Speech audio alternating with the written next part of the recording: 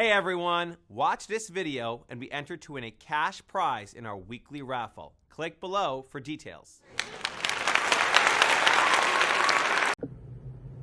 Okay, continuing here with chapter 5, Mishna 18. Kol ha-mezake et harabim ein chet ba al yado.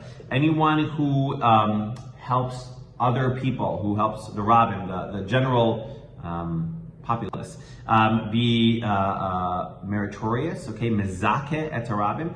Ein chet ba al yado.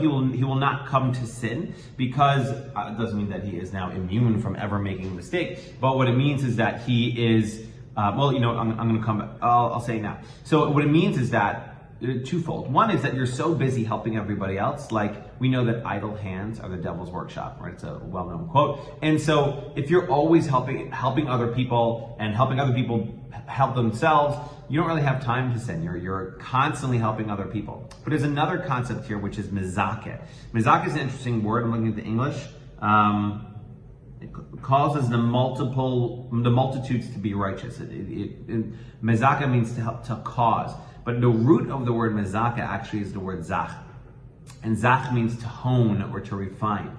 And what we really learn from here is that the best way to help education is great and it's important, but the best way, or maybe one of the best ways to educate another person, help another person become a better version of themselves, first step for sure is to become a better version of yourself, to hone and refine yourself to the point where who you are just overflows and people see you and they're like, wow, like that is something that I'm inspired by and I want to be by. We know this, we see this with other people. When a person, someone spills coffee on the person, they don't get angry at all. They're just like, oh, that's okay, that was totally a mistake or whatever. And we're like, wow, like that's something that I would love to refine myself, to be. There's a story of someone named Chazon Ish, who was a very great rabbi, and there was a father in the synagogue, and the kid is going nuts. The father comes with his kid. The kid's going crazy, like throwing things everywhere. Well, maybe I'm exaggerating. And the father like scolding the kid, like, this is synagogue, you shouldn't be doing that. And he gets angry at the kid. And Chazon Ish comes to the father at the end, and he says, your kid learned two things. One, he learned not to make noise in synagogue. And the second thing he learned is that it's okay to get angry. Which one do you think is more important? And obviously rhetorical. Okay, I'm already at 2.5 minutes. Really quickly.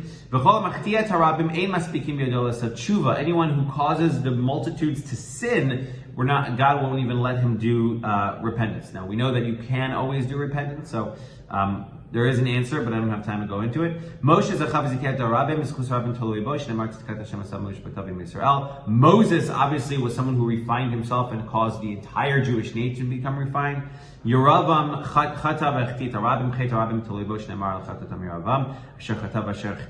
is King Yeravam, who caused, this is going back all the way to the times of in Tanakh, in the Bible, and he caused all the people to rebel and sin and do idol worship.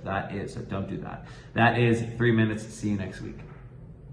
Thanks for watching. Reminder to share your 1 to 2 sentence takeaway from this video to be entered to win a cash prize in our weekly raffle. Click below for details.